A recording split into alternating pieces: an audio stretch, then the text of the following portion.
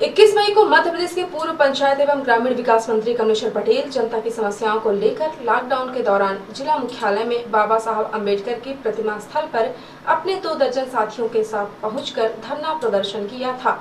उन्होंने सरकार द्वारा कोविड से मृतकों का आंकड़ा छुपाने, उन्हें मृत्यु प्रमाण पत्र न दिए जाने, ग्रामीणों को खाद्यान्न की उपलब्धता सुनिश्चित न किए जाने, अघोषित बिजली कटौती, जले हुए ट्रांसफार्मर बदलने जैसी आधा दर्जन से अधिक मांगों को लेकर 4 घंटे से अधिक चिलचिलाती दोपहर में भजन कीर्तन भी करते हुए धरना प्रदर्शन किया था। लेकिन लॉकडाउन के दौरान उनके द्वारा किए गए धरना प्रदर्शन को नियम विरुद्ध मानते हुए कोतवाली पुलिस ने उनके विरुद्ध लॉकडाउन का उल्लंघन की विधि धाराओं के तहत मुकदमा दर्ज कर दिया।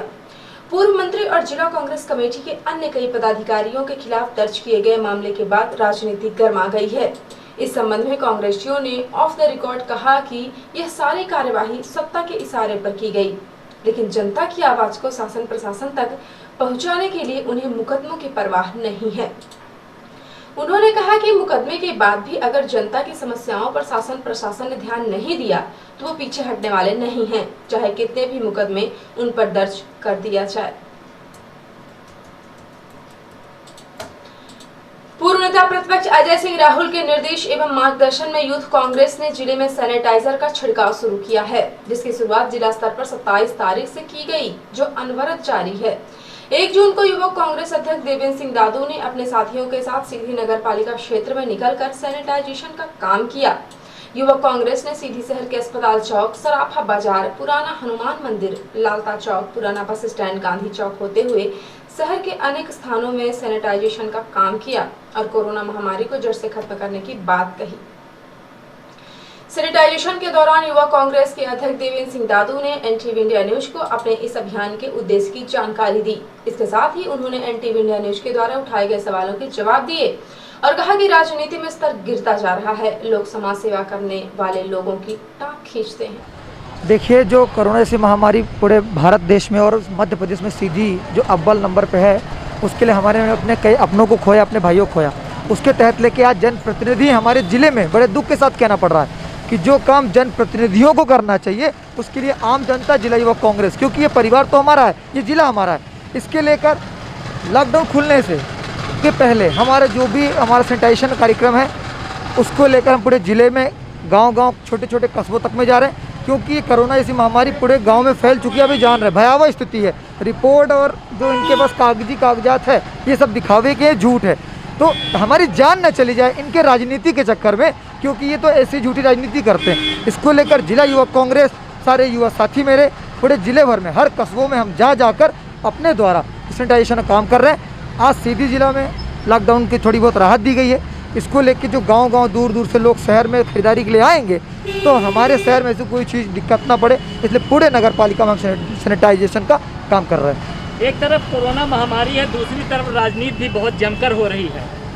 जन समस्याओं को लेकर अगर कोई धरना प्रदर्शन करता है उन पर भी मुकदमे कायम हो रहे हैं और सत्ता पक्ष के लोग भी समाज सेवा के नाम पर या अन्य लोगों को राहत पहुंचाने के नाम पर भी निकल रहे हैं, लॉकडाउन तोड़ रहे हैं, उन पर भी कार्रवाई नहीं होती। इस पर क्या प्रतिक्रिया है आपकी? देखिए, भारतीय जनता पार्टी का दोहरा चरित्र ये पूरी जनता समझ चुकी है, ये जान रहे हैं, इसीलिए आंकड़े छुपाए जा रहे हैं, मौत के आंकड़े छुपाए जा रहे हैं, क्योंकि लोगों से अब इनका भरोसा, लोग इन पे भरोसा नहीं कर सकते।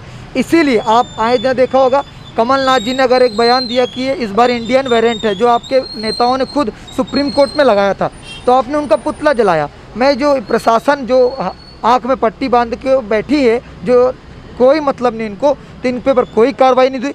जनहित के मुद्दे में, गरीबों के मुद्दे में, बेरोजगारी के मुद्दे को लेके अगर हमारे नेता कमलेश्वर पटेल जी अगर कल धरने पर बैठे तो इसको लेकर इन्होंने एफआईआर कराने की बात करी, एफआईआर हुआ है। ये बड़े शर्म की बात है, बड़े दुख की बात है कि लोकतंत्र का हत्या, इससे ज़्यादा क्या हो सकता है जो देश में चल रहा है। त्राही मची है, गरीब का पेट नहीं देख रहे, दुकान नहीं देख रहे, युवाओं के रोजगार नहीं देख रहे, इनको सिर्फ राजनीति करने का मतलब है। लॉकडाउन खोला गया है, लेकिन जो बहुत ही गरीब तबके के लोग हैं, मोची है, धोबी है, नाई है और इस तरह के कई ऐसा तबका है जो बुरी तरह से उनके घर में खाने को नहीं है, लेकिन सरकार ने उनकी तरफ ध्यान नहीं दिया, प्रशासन ने उनकी तरफ ध्यान नहीं दिया। कहीं ना कहीं क्राइसिस मैनेजमेंट के जो सदस्य हैं उन्होंने भी पक्षपात के तरीके से काम किया है। इस पर क्या कहना चाहेंगे आप? देखिए, आप जान ही रहे हैं कि जब पिछली बार तो कई समाज सेवी उठ के आगे आए थे, उनके साथ इन्होंने व्यक्तिगत तौर पे काम किया। ये सरकार सत्ता ने हमारे जनप्रतिनिधियों ने, तो इस बार वो कोई भी लॉकडाउन में महामारी में कोई आगे नहीं आया। जो लोग आए तो युवक कांग्रेस आ गया, कांग्रेस पार्टी आगे आई, चाहे वो रक्तदान हो, चाहे आप अस्पताल में जो परिजनों के लिए भोजन हो, ये सारी व्यवस्थाओं को लेके। जो तबका बचा हुआ है, वंचित है, आर्थिक सहायता से, भुखमरी से जूझ रहा है, उसके लिए क्या कहना चाहेंगे? उनके लिए है तो उनके लिए आवाज उठाएंगे तो FIR कर दिया जाएगा आपके नाम। भाई हमारे नेता कमलेश्वर पटेल जी ने उन्हीं के लिए तो कल धरना रखा था। हाँ कि आप 5 महीने के लिए उनके राशन दीजिए, आप उनके लिए व्यवस्था कराइए, चालू कराइए, उनको जो भी मदद हो वो करिए। जो कोरोना काल में हमारे परिवार के कोई व्यक्ति गुजर गया हो तो उसको 1 लाख से लेके 5 लाख का मुआवजा कराइए। तो उनके ऊपर ये भारतीय जनता पार्टी FIR करा तो रही है। आप देख तो रहे हैं कि लोकतंत्र चल रहा है कि किसका क्या शासन है, कि जो अगर उनके खिलाफ रहेगा तो जेल जाएगा। सीधी जिले में कोरोना के मामले में कमी आने और पॉजिटिविटी रेट में आई गिरावट के बाद जिला प्रशासन ने 1 जून को राज्य शासन की गाइडलाइन को ध्यान में रखते हुए जिले में कुछ जरूरी सामानों की दुकानों को छोड़कर 8 मई तक के लिए लॉकडाउन बढ़ा दिया है। 1 जून को मिली राहत के बाद सीधी शहर में किराने, फल, सब्जी, खाद, बीज, कृषि यंत्र की खरीदारी के लिए शहर में लोग काफी संख्या में सड़कों पर दिखाई दिए।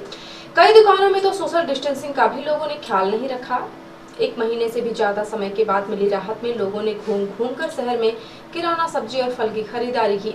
लेकिन इस लॉकडाउन में वह दुकानदार जिनकी दुकानें बंद हैं, वह अपनी किस्मत और सरकार प्रशासन को कोसते नजर आए। उनका कहना है कि क्या कोरोना सिर्फ हमारी ही दुकानों में है? कृषि, बीज, खाद की दुकानें पूरा दिन खुली रहती हैं, उनमें कोरोना नहीं लगता। पिछले 1 महीने से भी ज्यादा समय में घरों में कैद रहकर अपनी जमा पूंजी खा रहे दुकानदारों की पीड़ा जायज है। शासन प्रशासन को चाहिए कि आने वाले कुछ दिनों में ऐसे दुकानदार जिनमें नाई, धोबी, मोची, चाय वाले, पान वाले, चाट फुल्की वाले, पकोड़ा तलने वाले छोटे व्यवसायियों को भी लॉकडाउन में दुकान खोलने की कुछ घंटों की छूट मिलनी चाहिए, जिससे वह भी अपना और अपने परिवार का पेट पाल सके। वरना कोरोना से तो बच जाएंगे, कहीं पापी पेट उन पर भारी न पड़ जाए। उत्तराखंड के नैनीताल में कोरोना कर्फ्यू को आगामी 8 जून तक बढ़ा दिया जाने से नाराज मां नैना देवी व्यापार मंडल के व्यापारियों ने आज SDM प्रतीक जैन के माध्यम से मुख्यमंत्री को पत्र भेजा है। पत्र में आम व्यापारी को राहत देने के लिए आए कोरोना कर्फ्यू आदेश में तुरंत बदलाव के लिए आग्रह किया गया। राज्य और केंद्र द्वारा किसी भी प्रकार की आर्थिक सहायता न मिलने से बैंक और अन्य खर्चे के दबाव से लॉकडाउन में व्यापारी अत्यधिक मानसिक तनाव में हैं। वहीं लॉकडाउन के दूसरे माह प्रवेश करने पर और बेहद कठिनाई से गुजरते हुए आम व्यापारी की समस्या बहुत गंभीर हो गई है, जिससे परेशान होकर व्यापार मंडल के व्यापारियों में काफी आक्रोश दिखाई पड़ा। चाहे वो छोटे व्यापारी हो, बड़ा व्यापारी हो, छोटे से लेकर बड़े व्यापारी तक का आप एक चीज देखेंगे कि कहीं ना कहीं हर व्यापारी ने 5 से 50 आदमियों को रोजगार दे रखा। तो ये खाली व्यापारियों की बात नहीं है, ये उन तमाम लोगों की बात है जो इससे जुड़े हुए हैं, जो हमारे व्यापारों से जुड़े हुए हैं। हम मानते हैं सरकार अपनी ओर से कोशिश कर रही, पर आवाम जो है, सरकारें जो होती है आवाम की माँ बाप होती है। पर यह कैसा न्याय है जहां पे सब चीज बंद कर दी जा रही? ये कैसा न्याय है जहां पे हमारे आदमी को मजबूर होके सड़कों पे ऐसे आना पड़ रहा? आदमी कभी मजबूर होके सड़कों पे आता है, कोई ना कोई मजबूरी होती है उसके पीछे, तब जाके इस तरीके से खास तौर से व्यापारी वर्ग को उतरना पड़ता है। ये दुर्भाग्य की बात है, ये मुश्किल समय है। हम सरकार के हर आदेश में उसके साथ थे और हैं, पर कहीं ना कहीं तो भाई हमारे आदमियों को रियायत दो। वो अपने बैंक का ब्याज कैसे भरेगा? वो अपना किराया कैसे देगा? पानी के बिल कैसे देगा? बिजली के बिल कैसे देगा? क्या अपने बच्चों को हवा खिलाएगा? क्योंकि अगर किसी का उत्पीड़न होता है वो हमारा व्यापारी वर्ग सबसे ज्यादा है, चाहे वो पुलिस का डंडा हो, चाहे प्रशासन का डंडा हो, चाहे इनकम टैक्स हो, चाहे GST हो, मिलता कौन है मंदिर का घंटा? हमारा बेचारा व्यापारी। हम बड़ी विनम्रता से प्रेस के माध्यम से अपने सरकार से निवेदन करते हैं कि हमारे दुख की इस घड़ी में हमारा साथ दीजिए। जहां तक का कोविड का सवाल है, कोविड हमेशा रहेगा, ये इतनी जल्दी अंत नहीं होगा, पर अगर आप चीजों को पूर्ण रूप से बंद कर दोगे तो हम क्या करेंगे? क्या हम कमरे में बैठ के ताली बजाएं? आपसे मेरा निवेदन है, इस सरकार से निवेदन है, हमारी इस पीड़ा को समझिए, हमारे इस दुख को समझिए। लोगों को अपने बच्चों को खिलाने के लिए नहीं है, बैंकों के चिट्ठियां आ रही है, पैसा जमा करो। कहां से आदमी पैसा जमा करेगा? तो मैं सरकार से, प्रेस के माध्यम से, प्रशासन से ये निवेदन करता हूं कि चीजों को नॉर्मल बनाइए। जिन लोगों के कोविड टेस्ट हो गए एटलीस्ट उन्हें तो जाने दीजिए। जब आवत जावत होगी, जब काम चलेगा तो हम जाके हमारे घर का चूल्हा। अपनी बातें रखने के बाद मां नैना देवी व्यापार मंडल के पदाधिकारियों ने रिपोर्टर हिमानी रौतेला को अपनी समस्या बताई। हिमानी जी, हमने बहुत उम्मीदें रखी थी कि जो प्रशासन से कल आदेश आया 31 मई का, कि इसमें जो आम व्यापारी है नॉन एसेंशियल्स को लेकर कुछ ढिलाई बरती जाएगी, जिसमें कि दुकानों को ऑल्टरनेट दिन या शाम को 4 बजे तक खोलने की भी अनुमति मिलेगी, जो कि नहीं आई, जिससे व्यापारी वर्ग में बहुत निराशा है। और हर तरफ से व्यापारी वर्ग के ऊपर बैंकों के ऋण का, कर्मचारियों का, हर तरफ का दबाव है, जो मानसिक तनाव उनके ऊपर बना रहे। साथ ही उनका परिवार भी बहुत अब दबाव को फील कर रहा है। इसलिए वो परिस्थितियां ना बने कि हम लोगों को दुकानों के आगे बैठ के भीख मांगनी पड़े। हम ये चाहते हैं कि इसमें तुरंत बदलाव किया जाए, ना कि 1 हफ्ते के लिए वेट करा जाए। तो हमारी ये मांग है कि किसी प्रक्रिया के रूप सारे प्रोटोकॉल्स को फॉलो करते हुए हमें इजाज़त दें कि आम व्यापारी भी अपनी अब दुकानें खोल सके। नंबर्स प्रदेश में काफ़ी नीचे आ चुके हैं, काफ़ी संख्या कंट्रोल में नहीं है। इसमें प्रशासन का, कोरोना वॉरियर्स का, स्वास्थ्य कर्मियों का और व्यापारियों का, हम सबका सहयोग रहा है। आगे भी हम सहयोग देंगे, लेकिन हर लड़ाई जो है दोनों पहलू से लड़ी जाती है। अकेले पहलू से लड़ाई करके कहीं ना कहीं किसी तबके को नुकसान पहुंचाती है। तो सरकार का फ़र्ज़ है कि उस तबके का भी ध्यान रखे और व्यापारियों की अब उम्मीदों को इस तरह से निराश ना करे और इसमें बदलाव जल्द से जल्द आए। एसडीएम को ज्ञापन देने की में मां नैना देवी व्यापार मंडल के अध्यक्ष पुनीत टंडन, उपाध्यक्ष तरुण कांडपाल, सचिव शिवशंकर, कोषाध्यक्ष अमरप्रीत सिंह, सुमित खन्ना, पवन टंडन, जुनैद अबरार, विनोद दिलावर आदि शामिल रहे। मुख्य चिकित्सा एवं स्वास्थ्य अधिकारी के द्वारा जानकारी दी गई है कि सोमवार रात्रि 12 बजे तक कुल 1025 सैंपल जांच के लिए भेजे गए और 992 लोगों की जांच रिपोर्ट प्राप्त हुई है, जिनमें से 8 लोगों की रिपोर्ट पॉजिटिव प्राप्त हुई है। सीएमएचओ ने बताया कि कोरोना संक्रमण से व्यक्तियों को स्वस्थ होने के बाद सोमवार को 11 व्यक्तियों को डिस्चार्ज किया गया है। सभी को अपने घर पर 1 सप्ताह एहतियात बरतते हुए प्रदान की गई दवाओं का सेवन करने की समझाइश दी गई। साथ ही सामाजिक दूरी, मास्क का उपयोग, बार-बार हाथ धोते रहने जैसी सावधानियां रखने की समझाइश दी गई। अब जिले में कुल 9164 लोग कोरोना से संक्रमित हो चुके हैं। 8872 व्यक्तियों को स्वस्थ होने के बाद डिस्चार्ज किया जा चुका है और अब जिले में कुल 205 एक्टिव केस हैं तथा जिले में अब तक मृत्यु के कुल प्रकरण 87 हैं।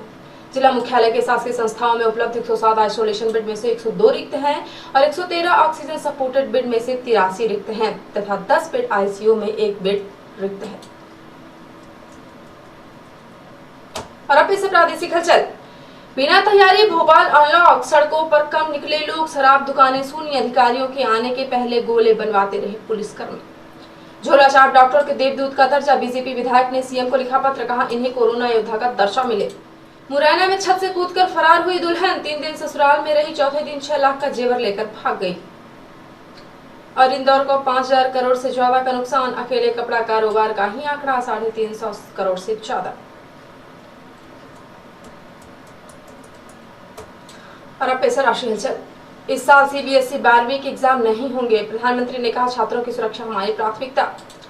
देश में कोविड की दूसरी लहर का असर, 1 करोड़ से ज्यादा लोग बेरोजगार हुए, 97% परिवारों की कमाई घटी, नौकरियां मिलने में 1 साल लग जाएगा। दिल्ली में शराब की होम डिलीवरी, देसी और विदेशी शराब की ऐप और पोर्टल के जरिए घर में होगी डिलीवरी। और सख्त पाबंदियों से मई में पेट्रोल डीजल की बिक्री 17% गिरी, 1 साल में सबसे कम। तो ये थी आज की प्रमुख हलचल। यदि आप न्यूज फेसबुक पर देखते हैं तो पेज को लाइक और फॉलो करें, यूट्यूब पर देखते हैं तो चैनल को लाइक शेयर और सब्सक्राइब करना बिल्कुल ना भूलें। अब किसी भी न्यूज को तत्काल पढ़ने के लिए लॉगिन करें www.ntvindianews.com। सीधी एवं बिंद की प्रत्येक न्यूज का अपडेट अपने फोन में पाना चाहते हैं तो आप प्ले स्टोर से हमारा app NTV India news download करें और जुड़े रहें अपने आसपास की समस्त गतिविधियों से NTV इंडिया न्यूज के साथ। नमस्कार।